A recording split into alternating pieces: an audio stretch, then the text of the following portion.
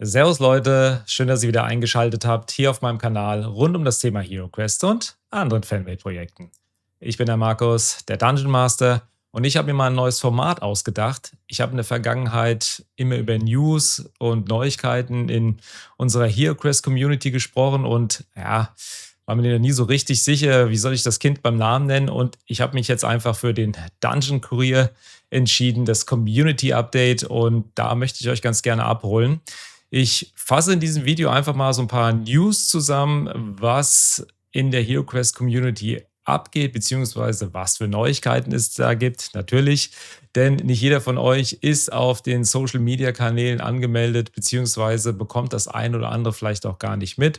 Um das Ganze auf einen Punkt zu bringen, habe ich mir dieses Format ausgedacht. Und wenn euch das gefällt, dann lasst auf jeden Fall gerne jetzt schon mal einen Daumen in Richtung der Nordlande da. Ich wünsche euch viel Spaß mit dem Video. Bevor wir jetzt richtig losstarten, werdet ihr wahrscheinlich schon einige News kennen, beziehungsweise auch vielleicht schon den einen oder anderen, der hinter diesen News steht. Von daher seht es mir nach. Es gibt bestimmt genug andere Leute da draußen, die davon noch nichts mitbekommen haben. Und wir starten direkt mit der ersten News, und zwar The Return of the Witch Queen, das Online Quest 5. Habe ich in den letzten Videos schon mal drüber gesprochen. Das ist ja auf der Gen Con in Indianapolis vorgestellt worden und ist praktisch eine Herausforderung, die höchstwahrscheinlich jetzt nach Morkas Magier spielt und der Übergang zu einer neuen Erweiterung darstellen soll. Wie die neue Erweiterung heißen wird, das weiß bisher noch keiner. Wir hoffen natürlich, dass da auf der Spiel in Essen was zustande kommt und wir da was Neues sehen können. Nichtsdestotrotz, das Online-Quest 005, wie es heißt, wurde vom Kartusch, ich hoffe, das ist jetzt richtig ausgesprochen, oder Kartosch, seht es mir nach, wenn ich das oder wenn ich den Namen jetzt falsch ausspreche, hat das Ganze bereits ins Deutsche übersetzt, und wenn ihr daran Interesse habt, das Ganze zu spielen und ja, der englischen Sprache jetzt vielleicht nicht ganz so mächtig seid, dann könnt ihr das Ganze jetzt auch in deutscher Sprache lesen und natürlich dann auch spielen. Ihr findet den Download für diese Online-Quests zum einen bei mir auf dem Discord-Server in der Bibliothek oder bei den Söhnen Mentors. Weitere Download-Möglichkeiten gibt es jetzt meiner Meinung nach noch nicht. Wenn ihr da aber noch welche kennt, dann schreibt es mir bitte in die Kommentare. Wenn ihr auf der Suche nach einem Podcast für HeroQuest seid, dann kann ich euch den YouTube-Kanal vom HeroQuester empfehlen. Dahinter steht der liebe Balduin. Die meisten von euch werden ihn kennen. Und er hat sich den Sub-Zero geschnappt, und die machen zusammen diesen Podcast, denn Sub-Zero hat schon viel Erfahrung, was die jeweiligen Erweiterungen, auch die Basisspiele und so weiter in HeroQuest angeht. Und da kommt eine ganz schöne Diskussion immer zusammen. Ich habe von den aktuell 23 Folgen noch nicht alle gehört. Die gehen auch immer ein bisschen länger. Von daher seht es mir nach. Nichtsdestotrotz, wenn ihr was zu dem Basisspiel, zu den einzelnen Erweiterungen oder auch verschiedene Analysen, so Monsterkarten oder Ausrüstung und so weiter hören möchtet, dann hört doch da mal ganz gerne rein. Link findet ihr auf jeden Fall unten in der Videobeschreibung. Und es geht auf dem Kanal jetzt nicht nur rein um den Podcast.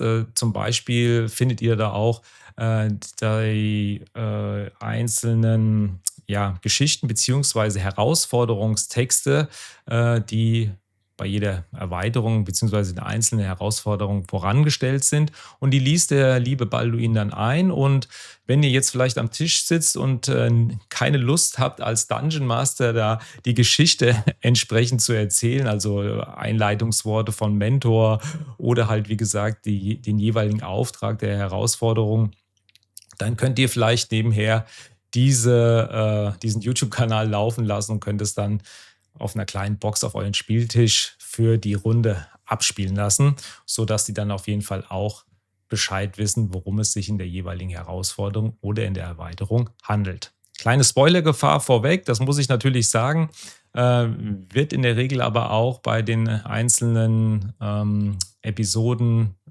gesagt. Von daher, wenn ihr das eine oder andere vielleicht schon gespielt habt, dann hört gerne da rein.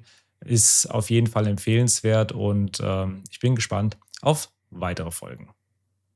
Wer darf natürlich im Dungeon Kurier nicht fehlen, beziehungsweise wen haben wir noch nicht gehört? Richtig, unseren Rainer, den 3D-Gott und Mountain Bird, die ja eine super Symbiose zusammen bilden, denn sie haben wieder zwei neue Fanmade Collections rausgebracht, so nenne ich es jetzt einfach mal. Die meisten von euch werden sie schon kennen. Nichtsdestotrotz, ich rede zum einen von der Special Collection Box Abseits der Schlacht und zum anderen die neue Box Herr der Finsternis. Da dreht es sich beim Herr der Finsternis um den Teufel persönlich. Super cooler Charakter mit ja, wirklich richtig starken Werten. Und zum anderen hier abseits der Schlacht, was ich hier vor mir liegen habe, da habt ihr ein paar Helden beziehungsweise ein paar Händler drin, die eure Helden unterstützen. Also fahrende Händler, schwieriges Wort, fahrende Händler, die ihr im Dungeon antreffen könnt und wo ihr euch dann Ausrüstung, Tränke und so weiter kaufen könnt. Finde ich eine klasse Idee. Nicht immer dieses Standard-Szenario, dass man nur zwischen den Herausforderungen in der Waffenkammer einkaufen kann, sondern dass man dann auch mal auf dem Dungeon in irgendeinem Raum dann einen von den drei Kollegen hier vortrifft. Ja, die Dateien beziehungsweise die Daten sind natürlich wie immer free for all. Das bedeutet, ihr könnt euch die Box, die Karten und so weiter alles selbst drucken beziehungsweise die ja, Daten dafür herunterladen und euch das Ganze dann selbst bauen beziehungsweise selbst zurecht machen. Wenn das nicht möglich ist, gibt es natürlich immer noch die Möglichkeit, sich beim Rainer zu melden. Ansonsten, ja, wie gesagt, findet ihr alle Daten auf dem Discord-Server bei mir, beziehungsweise auch bei den Söhnen Mentors, dem Telegram-Kanal. Und wenn ihr mehr zu den Boxen wissen wollt, dann schaut doch beim lieben Mountainbird vorbei. Wie gesagt, Link findet ihr hierzu auch unten in der Videobeschreibung. Der präsentiert nämlich die Boxen immer, wenn die neu rauskommen und das auch immer sehr schön unterlegt mit ja, dem ganzen Story-Background und so weiter auch manchmal. Und von daher lohnt sich auf jeden Fall ein Blick und natürlich auch ein Abo. Lasst das mal gerne beim Mountainbird da. Und ich freue mich hier auch schon auf weitere Produkte, Collections und so weiter. Man kommt ja schon kaum noch mehr nach, beziehungsweise für den einen oder anderen ist der eine Held oder auch Bösewicht dann doch nicht unbedingt das, was man sich unter Hero Quest vorstellt, aber das muss ja jeder schlussendlich selber wissen. Kommen wir nun zur letzten News in diesem neuen Format und das ist leider eine etwas traurige News, denn das Forum der HQ Corporation wird geschlossen.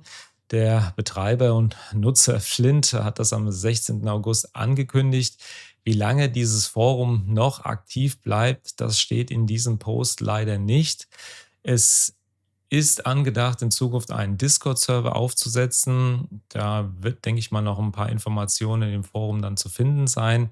Aber wohin schlussendlich ja, dieser ganze Datenbestand fließen wird, ob der nochmal irgendwo zur Verfügung stehen wird, das bezweifle ich. Ich glaube, da ist aktuell auch nichts geplant. Wer das Forum nicht kennt, also das gibt schon länger als 20 Jahre und hat, soweit ich das noch in Erinnerung habe, über 40.000 Beiträge, die sich rund um HeroQuest natürlich bewegen.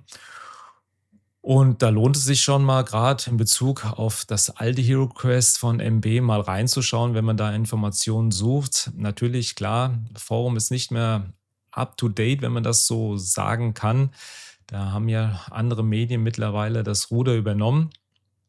Aber ja, wie gesagt, wenn ihr da Lust habt, schaut gerne noch mal rein, solange das Ganze noch aktiv ist. Link findet ihr auch unten in der Videobeschreibung. Und ja, der liebe Werder war da, glaube ich, auch sehr oft unterwegs und hat da auch viele Beiträge geschrieben. Der kann vielleicht dazu auch noch mal das eine oder andere sagen oder vielleicht macht er ja auch noch mal ein Video dazu. Wer weiß das schon so genau. Ich bin gespannt, wie es weitergeht und damit kommen wir nun zum Ende des Videos. So, meine Freunde, das soll es dann auch erstmal gewesen sein mit dem Hero Quest Community Update, dem Dungeon Kurier. meiner ersten Folge in diesem neuen Format. Und jetzt seid ihr natürlich gefragt, was haltet ihr von dem Format? Soll ich daran festhalten und alle Informationen so aus der HeroQuest Community Welt mal immer auf einen Punkt bringen in diesem Video? Dann schreibt es mir gerne in die Kommentare.